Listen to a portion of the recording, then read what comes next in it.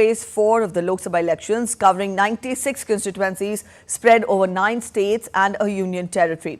Polling is taking place in 13 seats in Uttar Pradesh, 11 in Maharashtra, 8 seats each in MP and Bengal, 5 in Bihar, 4 each in Odisha and Jharkhand, and 1 in Jammu and Kashmir.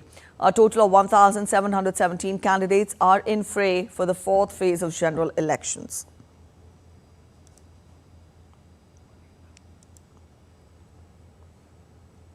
In this phase, over 19 lakh polling officials are deployed across 1,92,000 polling stations. Voting began at 7 a.m. and will end at 6 p.m. Upon completion of Phase 4, polling will end in 23 states and union territories.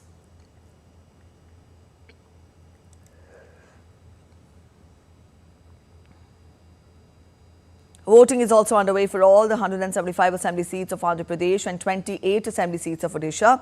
All the 25 Lok Sabha seats of Andhra Pradesh will also witness polling on the same day in the 4th phase, along with 4 parliamentary seats of Odisha.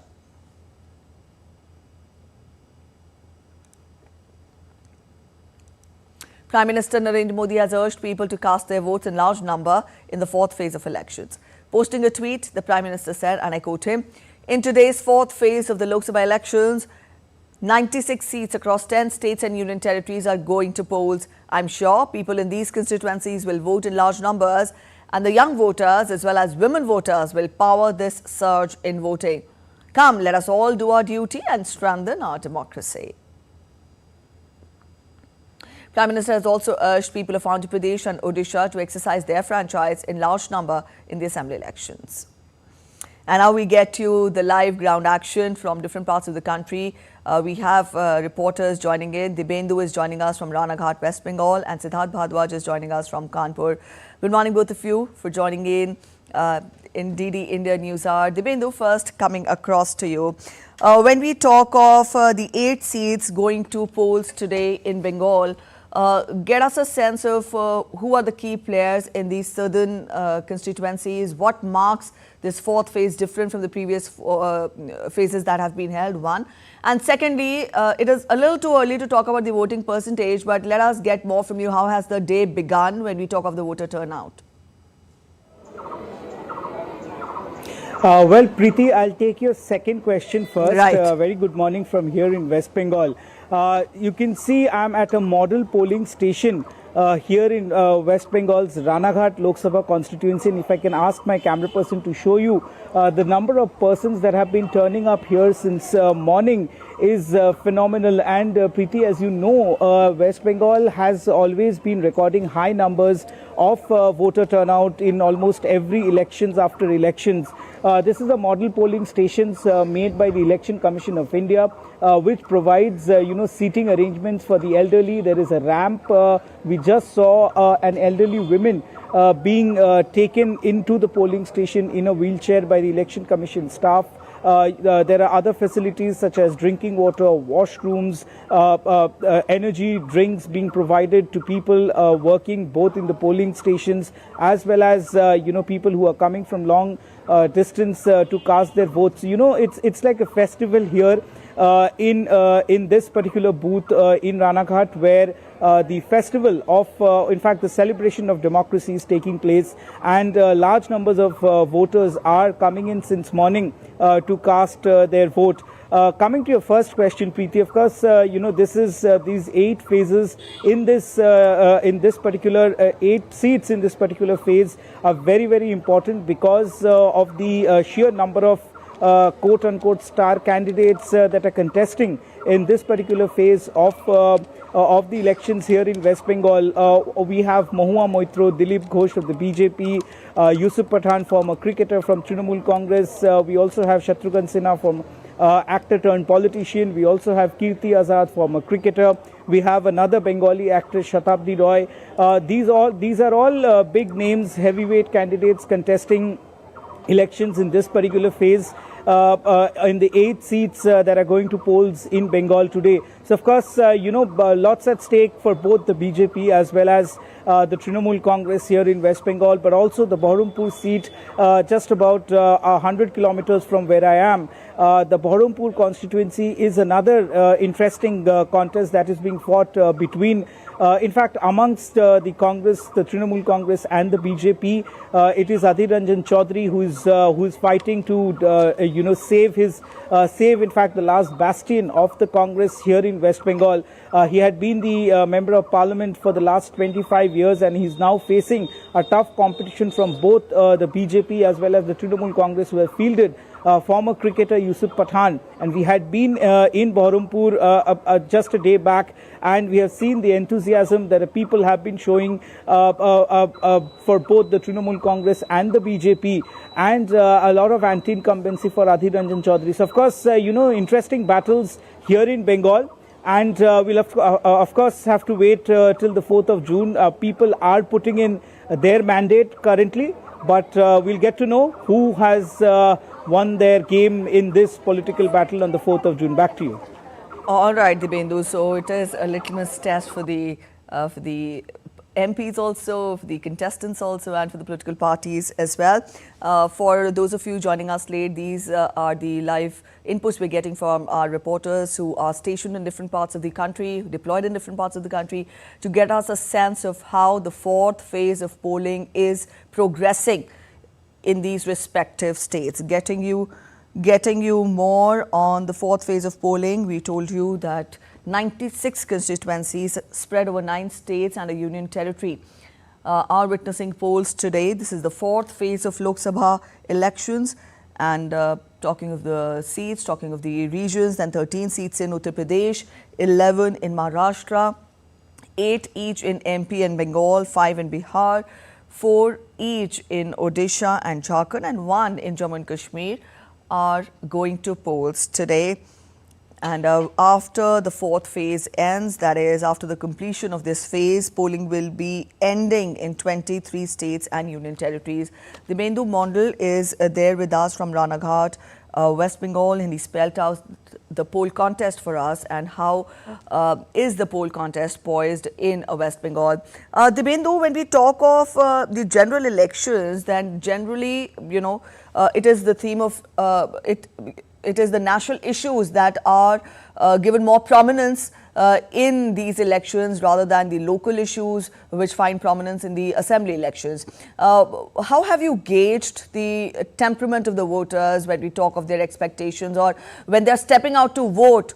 What is it that they're looking forward to? Well, Preeti, of course, this is a national election where, the people are electing their MP, who in turn will elect or select perhaps the Prime Minister of India. So, of course, national issues is, of course, key to the mind of the people when they are going to cast their vote in these polling stations like the one that you see behind me. Apart from that, particularly if I talk about the state of West Bengal, the BJP is taking on the Trinamool Congress here in Bengal. It's a head-on fight between both the Trinamool Congress and the BJP. But remember, the Trinamool Congress have been in power here in Bengal for the last 12 years now. This is the third term of the Chief Minister of Bengal, Mamata Banerjee. But over the last couple of years, the TMC government have brought in some anti-incumbency for themselves. There have been issues of corruption, there have been issues of cut money, there have been issues of unemployment, non-industrialization in the state, lack of proper civic infrastructure in many parts of the state, lack of much development in the rural parts of the country. There have also been issues with the corruption related to the coal smuggling, the cattle smuggling. Also, Bengal is a very complex state in terms of politics because of the fact that there are multiple muscle men that rules the roost on the ground here in different parts of Bengal. So of course, these are some of the issues that the people are keeping in mind while they are going to cast their vote, is what we understand from the ground. But the key important issue that of course the people are perhaps dwelling on while casting their vote is, of course, one being that of unemployment, the second being of the multiple government schemes that many, the central government schemes that many have not been able to get here in Bengal because of the tussle between both the central and the state government here in Bengal. So, of course, these are some of the key issues that are being talked about, that are being deliberated and even spoken openly here in the state of West Bengal. So, of course, these issues are being taken into consideration by the voters when they are going to cast their vote. But also, Preeti, in Bengal, not just national issues, but also the local issues, right, and the candidates who are in the fray are also playing an important part here, because what I gather is that Bengal is a very politically active and aware state where every individual is aware of their panchayat member. So you can understand how politically aware the state is. So the candidates are also playing an important, the selection of candidates are also playing an important part in the minds of the people. Back to you. All right, Dibyendu. So that was about West Bengal. Let's turn focus to Uttar Pradesh, the state with the largest representation. Let's go across to Siddharth, who is joining us from Kanpur. Siddharth, good morning. Of the 13 seats that are going to polls in Uttar Pradesh in this particular phase, the fourth phase of polling, let us get more from you. How do you gauge the political contest? And also, when we talk of, the Kanpur seat, then specifically it is local versus, a local face. That is Alok Misra from the INDI bloc is pitted against BJP's Farrukhabad native Ramesh Awasthi. So, in a nutshell, when we talk Kanpur, it's a local versus outsider contest there. How do you gauge the temperament of the voters there? And added to that, very quickly first, get us a sense of how has the day begun there when we talk of the people turning out to vote.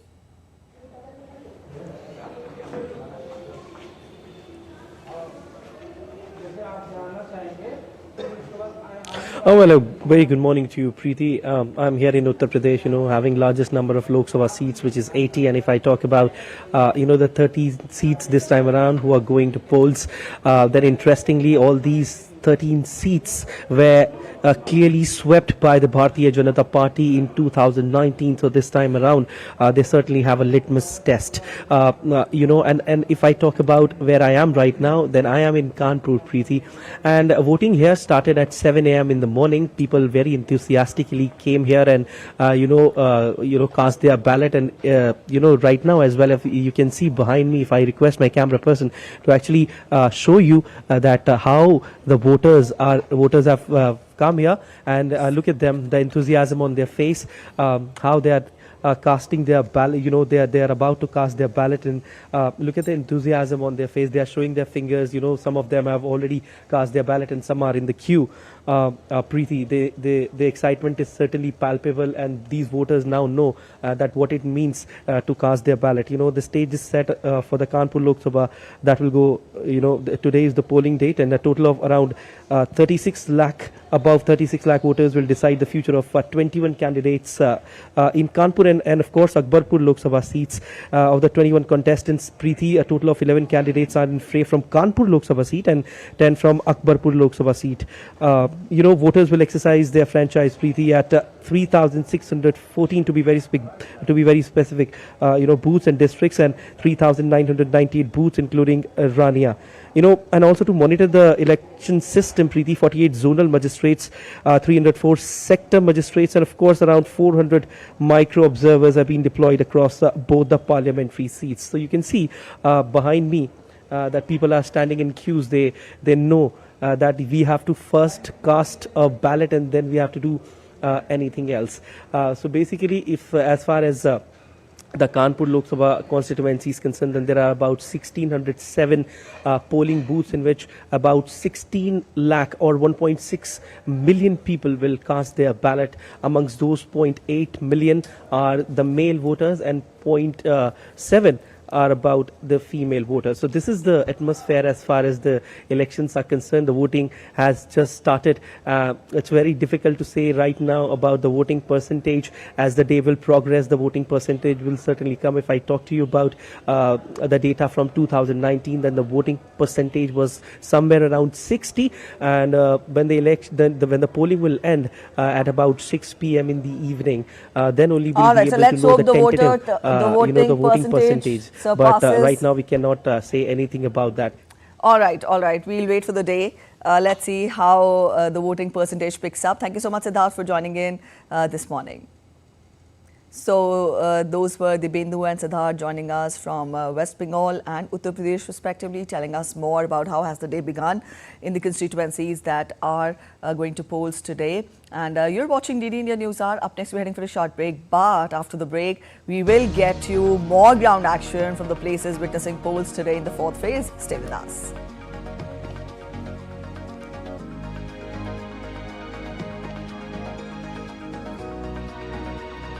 Campaigning is at its peak for the fifth phase of parliamentary elections. Political leaders are holding rallies in several parts of the country.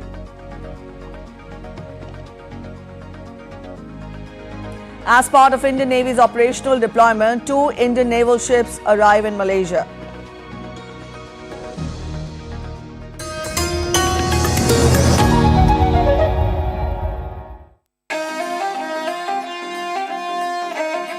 Always welcoming.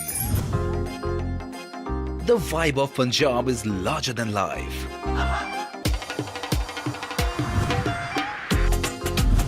Warm up to grandeur that's beyond compare.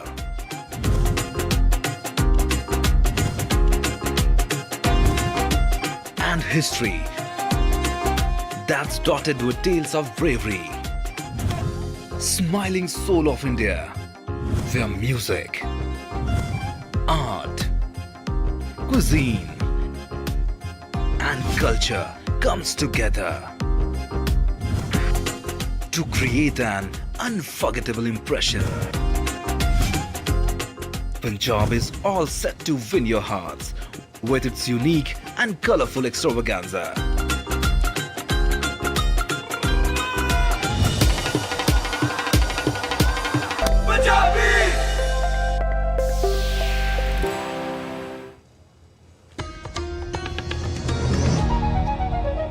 Welcome back after the break. You're watching DD India News Hour and I'm Preeti. Prominent people from all walks of life were among the early voters in fourth phase of polls. Uttar Pradesh Minister Suresh Khanna cast his vote in Shahjahanpur.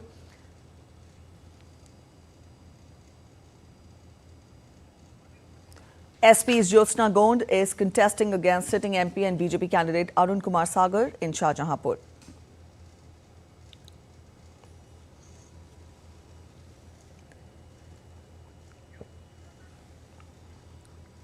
Union Minister and BJP candidate from Bihar's Begusarai, Giriraj Singh, cast his vote in Lakhisarai.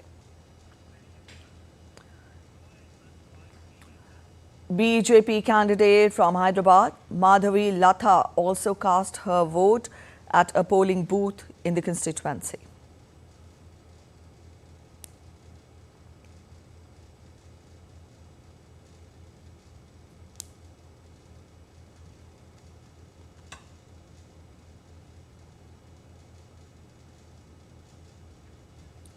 AIMIM candidate from Hyderabad, Asaduddin Owaisi, also cast his vote at a Hyderabad polling booth. He faces BJP's Madhavi Latha and BRS's Gadam Srinivas Yadav here.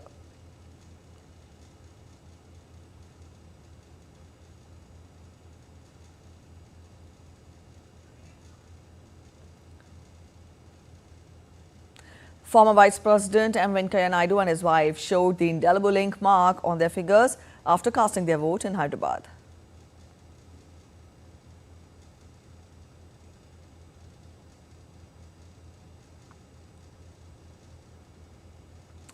YSR Congress Party MP Vijay Sai Reddy also cast his vote at a polling booth in Nellore.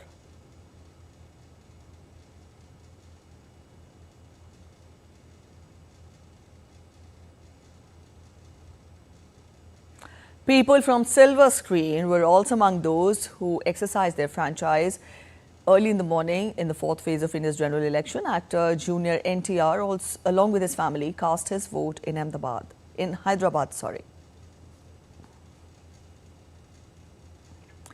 Actor Allu Arjun also exercised his franchise at a Hyderabad polling booth.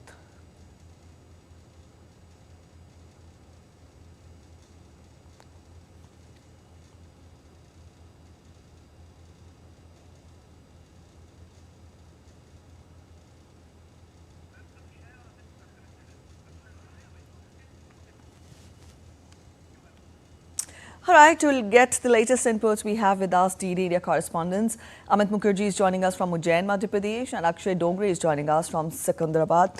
Amit, good morning. First, we come across to you. Now, we've seen that weather and the sultering temperatures have played a very prominent role in the voter turnout in the last three phases. Let us get more from you when we talk of the voter percentage, the voter turnout. It is too early to talk about the voter percentage, but then let us get more from you. How has the morning started when we talk of people coming out to exercise their franchise?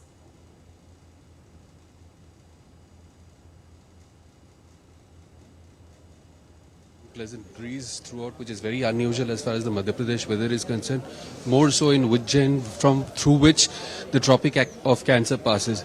Now we are at one of the central polling stations. It's like ward number 38 and polling station number 60, where the CM of Madhya Pradesh, Mohan Yadav, is casting his vote right now as he speak, and he's expected to come out any moment. Now, initially we saw some lackadays as far as the polling is concerned, but it's now picking up. People are slowly coming out, and there were information about the CM who will be casting his vote out here, which is why people were also waiting. They also wanted to cast their vote along with the CM. So yes, Ujjain has been one of the most, strongholds of BJP. Out of the eight constituencies, Lok Sabha constituencies, which are witnessing polling out here, of the total of 29, Lok Sabha constituencies of Madhya Pradesh. So this is again one of the strongholds, along with Indore and 6 others, and 5 others. In fact, there were issues in Ratlam, but I think BJP has been putting a lot of effort.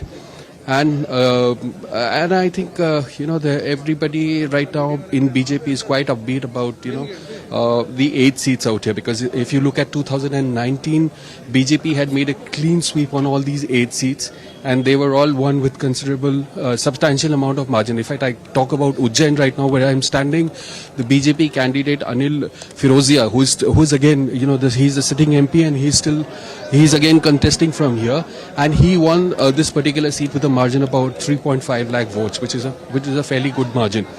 So yes, most of the places out here are good, and weather is fantastic. And in fact, if I was looking at the Met reports, we are also expecting around drizzle around 3 to 4, around 3 o'clock or 4 o'clock. So weather, as far as it has been playing a spoil sport in the past, but today it is absolutely fantastic. And all the efforts of Election Commission of India, they have been trying to get voters out. This might turn out well for them. And Ujjain traditionally, despite the fact that BJP has been winning with a substantial margin, the voting percentage out here has been on an average about 65, between 65 and 70. So let's hope if the weather is able to kind of get more people out and vote. All right, so we'll have to see how the day ahead pans out. And again, we are expecting... All right. Amit, from here we turn across to Akshay, who is joining us from Secunderabad. Akshay, you tell us, how has been voting so far? It's 8:25 a.m. After close to 1.5 hours since voting began. What do you pick from the ground? And also, when we talk of the poll contest, you're there in Secunderabad, then generally it has been a Congress BJP stronghold, but this time with BRS also testing waters, it is a 3-way contest. Let us get more from you. How do you gauge the political contest there in Secunderabad as well? Well, very good morning to you, Preeti. We are right now outside the polling booth from where Madhavi Lata, the BJP candidate from Hyderabad constituency, just cast a vote a while back. And as you can see behind you, voters have in fact started to come out. Yes, there are queues inside the school where the polling station has been set up. But as far as the arrangements are concerned, they are in place to ensure that people do not have to wait, outside in the scorching heat. And that is why arrangements have been made that even the queues are set up inside the school itself. Now, talking about the politics of the state, the state of Telangana goes for all 17 constituencies in a single day.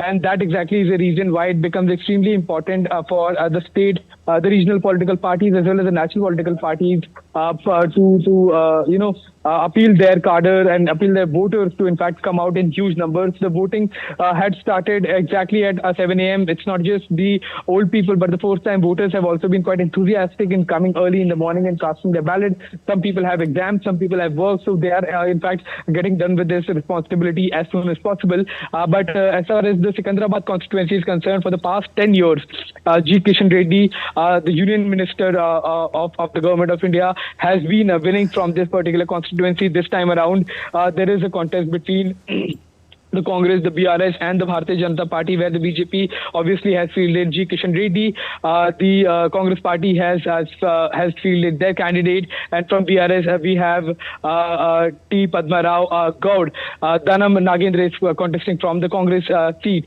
So as far as the BJP is concerned, they are looking hopeful for gaining, for in fact securing a third term for their candidate G. Kishan Reddy. And in terms of last general elections, the BJP had secured 4 seats out of 17, where the BRS had gotten 9 seats, and the Congress was winning. Congress had won 3 seats, with 1 seat going to AIMIM. That is all 17 seats of the state. This seat has been going to the BJP for 2 consecutive terms, and the BJP is hoping for a third term, whereas the BRS and the Congress Party are trying to win and break this bastion of BJP in the state of Telangana for the last 10 years. Back to you, Preeti. All right, Akshay, from here we are also joined in by Mark Lynn, who's joining us from Visakhapatnam, and we'll go across to him. Mark, good morning. Now, Andhra Pradesh is, apart from Odisha, Andhra Pradesh is one state which will witness state assembly elections also today, and the Lok Sabha polls as well. Single-phase elections, 275 assembly seats and 25 Lok Sabha seats are witnessing polls in Andhra Pradesh today. Let us get more from you. How has the day begun there in Visakhapatnam? And let us get more from you. How do you gauge the political contest there in Visakhapatnam? Well, good morning, Preeti. And 1.5 hours into the elections this morning, we are seeing a large voter turnout so far. I'm at a polling station where there are about 926 registered voters who will vote here. Already, the first hour was reasonably slow. They had about 25, but since then we have seen brisk polling and long queues, so the voting percentage is going to pick up quite rapidly. As you did mention, they are taking a little longer in for each voter because they are voting twice, once for the Lok Sabha, the 18th Lok Sabha, and also for their third assembly, 175 seats going to the polls today. So it is a large election for the people of Andhra Pradesh, and they are coming out in large numbers. There's a lot of enthusiasm. The Chief Electoral Officer here had wanted the voter percentage to increase. Already in the previous election in 2019 it was 80%, and he's targeting to have 83% voter turnout this time. And quite clearly there has been an atmosphere of interest amongst all voters. They are out to come out and vote. If you talk about the contest, it's a very clear contest between the two old parties of Andhra Pradesh. You can say that they are old in the sense that they are the ones that hold the largest vote banks. That is the TDP as well as the YSRCP. Of course, the YSRCP has come out of the Congress Party, which was an old, it had a long history of ruling in the state of Andhra Pradesh, undivided Andhra Pradesh. But the YSRCP has been ruling in the state for the last 5 years with a sweeping majority the last time around in 2019, and it has to hoping to carry that momentum into the next next election and break the cycle of anti-incumbency, because in the last two elections there has been the TDP from 2014 to 2019 and now the YSRCP from 2019 to 2024. The people of Andhra Pradesh see this election as an opportunity for them to look for better development. The speed of development is actually the key issue here. It's not that development is not taking place. It is taking place, but perhaps it could be faster for some people, and they want that. They want the state to grow as fast as possible, and hence they're coming out in large numbers to vote so that they can see progress in this state. Preeti. Yes, all right, Mark. Thank you so much for joining in with those details from Visakhapatnam. And Akshay, you also thank you for joining in with those updates from Secunderabad. We'll come back to you again during the day to see how the voting percentage picks up ahead. And campaigning for the fifth phase of Lok Sabha elections, scheduled for May 20th, is gaining momentum. Political parties are holding public meetings and roadshows across the nation. Prime Minister Narendra Modi will visit Bihar and Uttar Pradesh today. He will hold rallies in Bihar's Hajipur, Muzaffarpur and Saran. Later in the day, Prime Minister will hold roadshow in the holy city of Varanasi and will also offer prayers at Kashi Vishwanath temple there.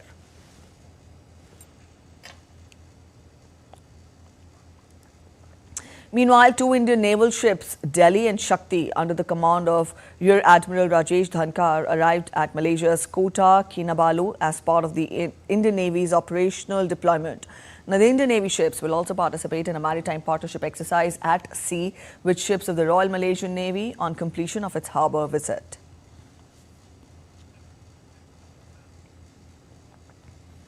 You're watching DD India News Hour. We're heading for a short break, but still, after the break, we get to the latest on former US President Donald Trump's hush money case, where Trump has pleaded not guilty to 34 felony charges.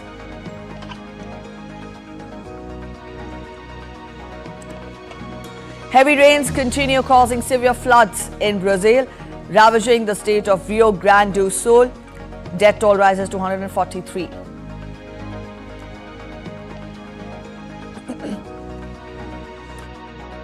First human to receive a new kidney from a genetically modified pig succumbs to end-stage renal disease.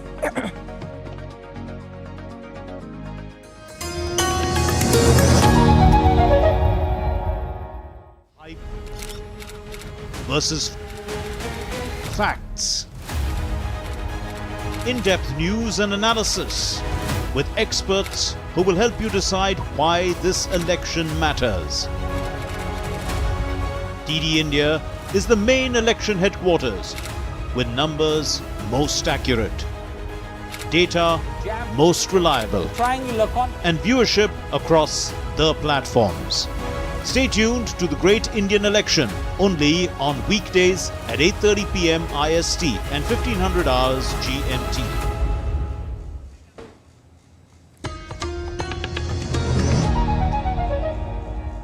Welcome back after the break. You're watching DD India News Hour and I'm Preeti. Let's get to international updates. In a surprise move, Russian President Vladimir Putin has replaced Sergei Shoigu as the defense minister.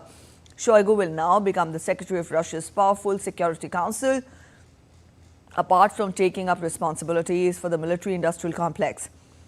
Also, Shoigu will be replaced by economist and former Deputy Prime Minister Andrei Belousov, as Moscow seeks to better utilize the defense budget. Shoigu has been a long-term ally of Putin. However, he has been battling criticism due to his handling of the Ukraine conflict.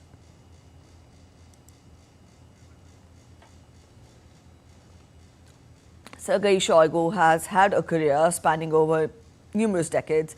The veteran leader's time in office has also been marred by several controversies. Last year, the head of the Wagner mercenary group, Yevgeny Prigozhin, had a failed coup attempt in a bid to oust Shoigu. Prigozhin was later killed in a plane crash. He accused Shoigu of not providing ammunition to Wagner forces during a battle in Ukraine's Bakhmut. Shoigu was under pressure for Russian military setbacks during the initial days of the Ukraine conflict. He was also criticized for purportedly being out of touch with what soldiers were facing on the front line. Let's get to updates now on Israel-Hamas conflict. Israeli forces pushed deeper into Gaza's southern city of Rafah on Sunday, while battling Hamas in parts of the North Gaza area, where Israel military said terrorists have regrouped. Israeli military spokesperson Admiral Daniel Hagari told reporters that Israeli forces are operating in Jabalia to prevent Hamas from re-establishing its military capabilities there. Israel sent tanks into eastern Jabalia on Sunday. The IDF said in addition to Jabalia and Zaytoun in Gaza City, Israeli forces are also operating in Al-Sabra, Beit Lahia and Beit Hanun. The Israeli army had claimed to have gained control over most of these areas months ago.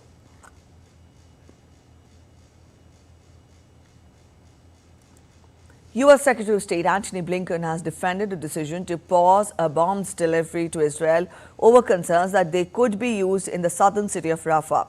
Speaking to a news channel, Blinken reiterated the opposition to a major military assault on Rafah and said that Israel has no credible plan for protecting civilians in Rafah. Blinken warned an Israeli attack could create an insurgency by failing to kill all Hamas fighters in the southern Gaza city. Turning focus to Spain now, in Sunday's Catalan elections, the Socialists of Spain emerged victorious with the largest percentage of vote, delivering a severe blow to almost a decade of separatist rule. With over 99% of the votes counted, the Socialists, led by Salvador Illa, occupied 42 seats in the 135-seat chamber. Hardline separatist group Junts came in second with 35 seats, while incumbent more moderate separatist party Esquerra Republicana de Catalunya party held 20 seats. The socialist results are a positive sign of Spain's socialist Prime Minister Pedro Sanchez's controversial attempt to normalize relations with the rest of Catalonia.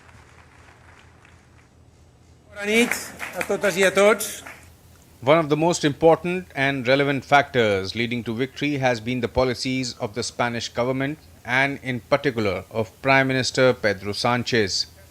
Catalonia today has decided to start up to function with respect, courtesy and counting on everyone, and also with ambition.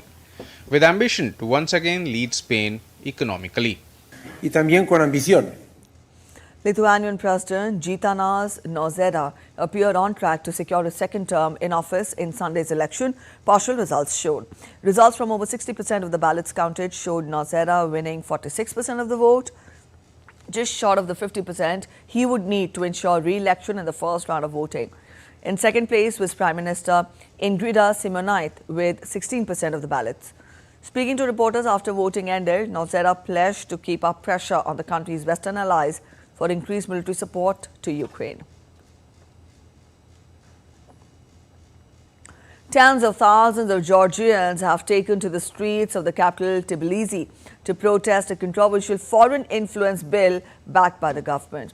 Georgian Prime Minister Iqaali Kobakidze earlier vowed to push ahead with the law that has sparked a political crisis and mass protests. Kobakidze told a televised briefing that the ruling Georgian Dream Party would secure passage of the bill in a third reading this week and threatened protesters with prosecution if they resort to violence.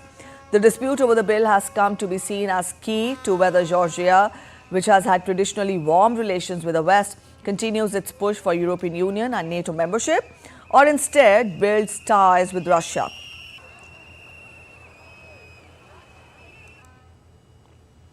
All right, let's get to weather updates. The death toll from heavy rains in Brazil's Rio Grande do Sul state rose to 143 as rains continue to pour in the state. Brazil's weather service, Metsul, called the situation extremely worrying. Another 125 people remain unaccounted for in the state, where rivers are reporting rising levels. The government announced around $2.34 billion in emergency spending to deal with the crisis that has displaced more than 538,000 people in the state out of a population of around 10.9 million. Brazil's President Luiz Inácio Lula da Silva said that the state will rebuild what was destroyed. The state is at a geographical meeting point between tropical and polar atmospheres, which has created a weather pattern with periods of intense rains or drought. Flash floods and mudslides in Indonesia's West Sumatra province have killed at least 37 this weekend. Torrential rain on Saturday evening caused flash floods, landslides and cold lava flow in West Sumatra province. Disaster management authorities grappled to rescue 15 missing people. Survivors sought shelter in a school classroom, recalling that the flooding was sudden and out of control.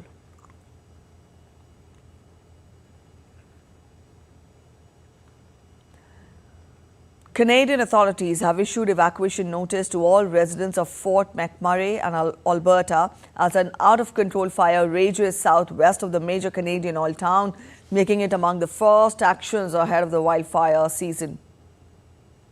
The federal government has forecast higher than normal spring and summer temperatures across the country. The officials warned that Canada could face another catastrophic wildfire season.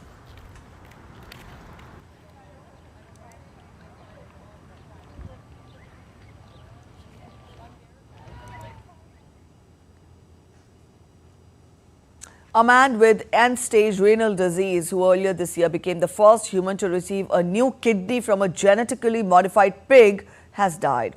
The Mass General Transplant team is deeply saddened at the sudden passing away of Rick Sleman. In a statement, the hospital said that they have no indication that it was a result of his recent transplant. Sleman, 62 years of age, in Massachusetts, received the transplant in March in a 4-hour surgery that the hospital at the time called a major milestone in quest to provide more readily available organs to patients.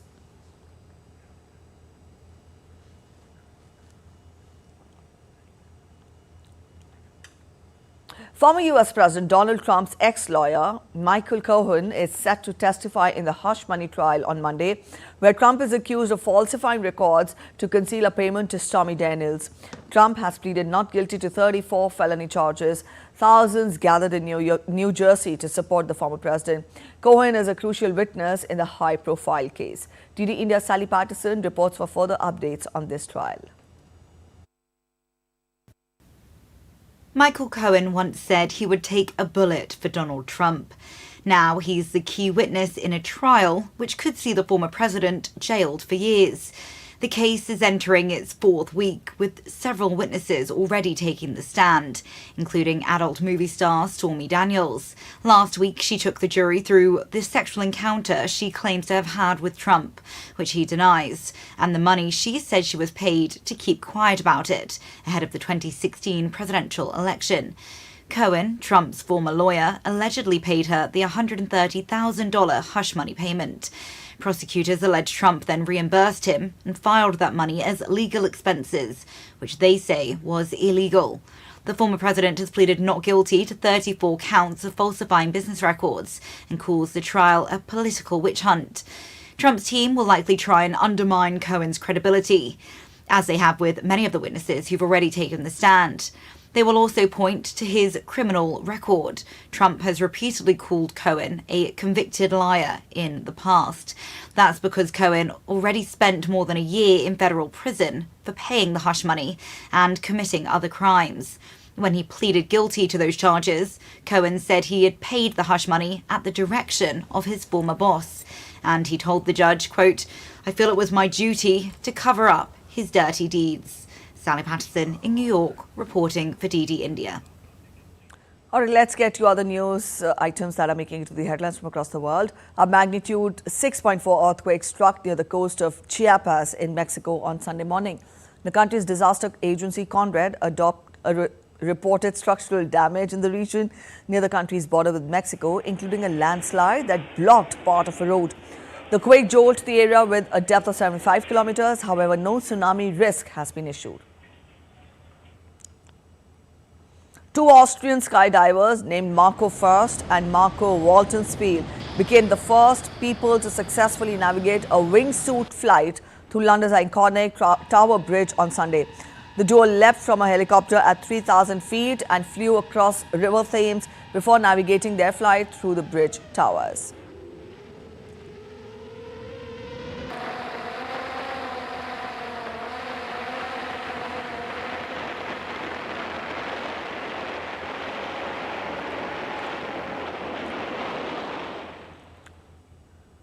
The dazzling colors of the northern lights illuminated the skies over San Antonio as the largest geomagnetic storm in 2 decades triggered the solar flares.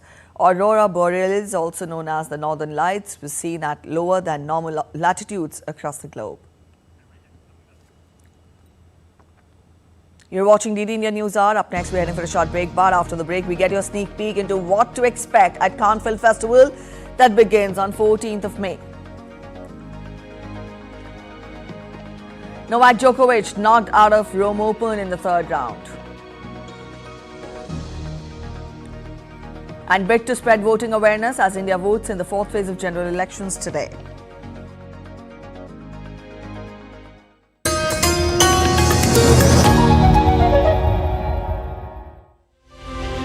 As India decides in the world's largest election, we help you feel the pulse of the nation. I am Sakal Bhatt. I am Shubhendu Ghosh. This election season, join us on a journey of India. We are in Assam. This is the tea city of India. From down south, Tamil Nadu. Discover the colors of democracy. Gateway to northeast of India. Coastal state of Kerala. Watch Poll Pulse on DD India.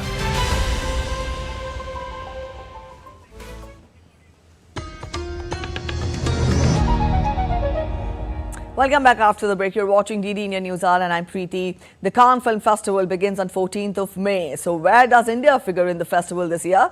Munmun Bhattacharya gets us more. The azure blue waters of the French Riviera and the iconic 24 steps on the red carpet are beckoning again. The curtain will lift on the Cannes Film Festival on 14th May. And for 12 days, it will be a celebration of an eclectic mix of world cinema and fashion.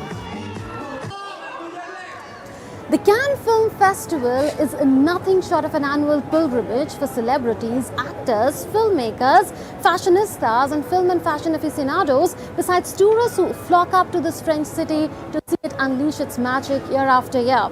The visibility and popularity of this film festival is such that it is seen as a template for international film festivals around the world.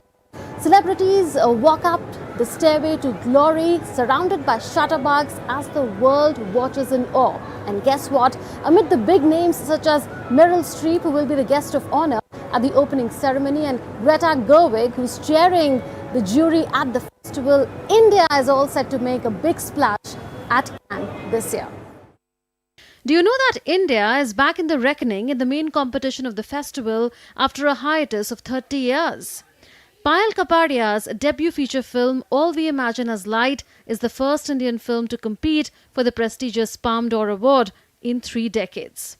Her documentary, A Night of Knowing Nothing, was the winner of the Golden Eye for Best Documentary during the 2021 edition of the festival. British Indian filmmaker Sandhya Suri's debut feature film Santosh will be screened under the Uncertain Regard section.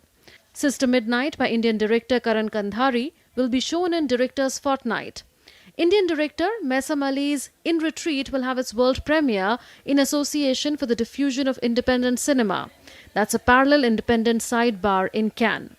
Sunflowers Were First Ones to Know by Chidanand Nayak, a student of Film and Television Institute of India, has been chosen for the La Cinef competitive section. The short film, made in Kannada, was shortlisted among entries from across the globe and will now compete against 17 other international short films in the final stage. Shyam Benegal's Manthan, a film focusing on the Amul Dairy cooperative movement, will be presented in the classic section, adding a touch of historical significance to the festival's Indian lineup. The film reels were preserved for several decades in film walls and later restored. National Award-winning cinematographer Santosh Sivan will be the recipient of the prestigious Peer Ingenue tribute at the festival. He will also deliver a masterclass for Cannes delegates, becoming the first Indian to be honoured with this distinction. The Bharat Pavilion at the festival will be inaugurated on 15th May in the presence of eminent film personalities. Designed by the National Institute of Design in Ahmedabad, the pavilion depicts this year's theme of Create in India. In the Indian camp, the spotlight is going to be on 2 things. One is a session that is titled Abundant Incentives, Seamless Facilitations, Come Create in India. Here the focus is going to be on how India is offering so many incentives for film production, on co-production opportunities, as well as on post-production facilities in India. Besides that, the focus is also going to be on Bharat Parv. It is for the first time that India is organizing such a festival at the Cannes Film Festival, and the focus there is going to be on networking with film personalities and stakeholders from around the world, besides promoting the two marquee international film festivals hosted by India, MIF and IFFI, and of course showcasing Indian talent and opportunities. So come to Cannes, and if you can't, do watch our coverage of the Cannes Film Festival on DD News and DD India, and get ready for India to unleash its magic at the Cannes Film Festival in 2024.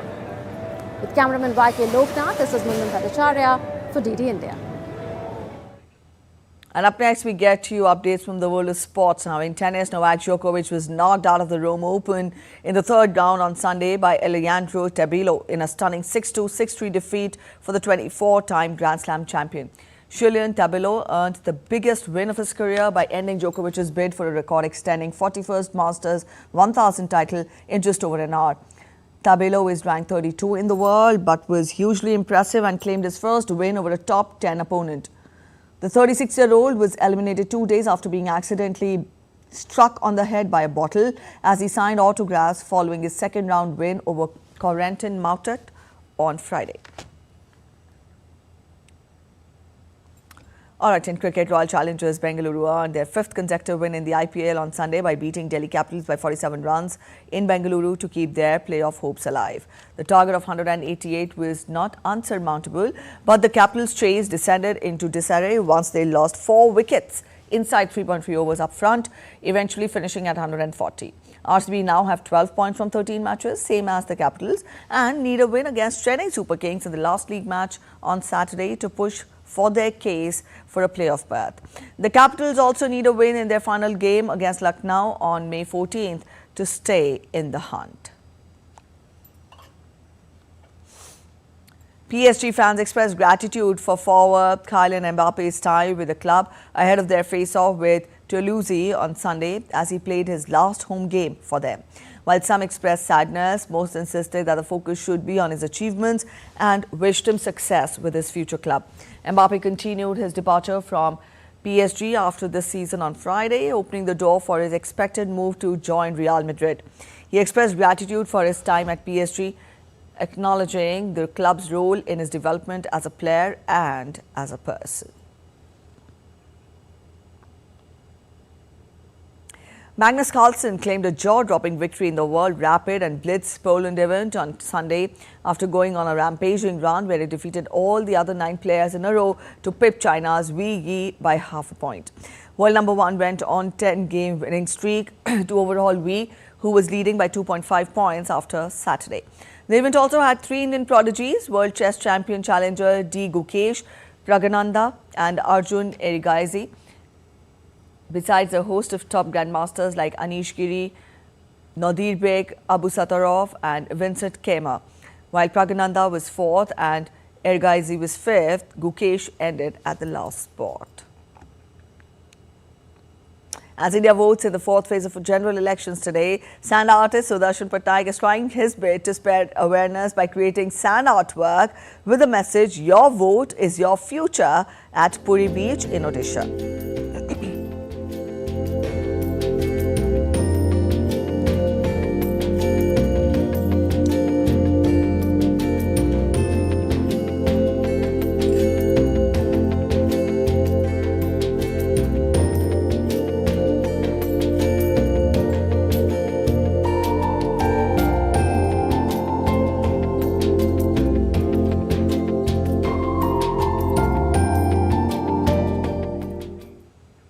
All right, that's it in this edition of DD India News Hour. But let us know your thoughts on the news of the day.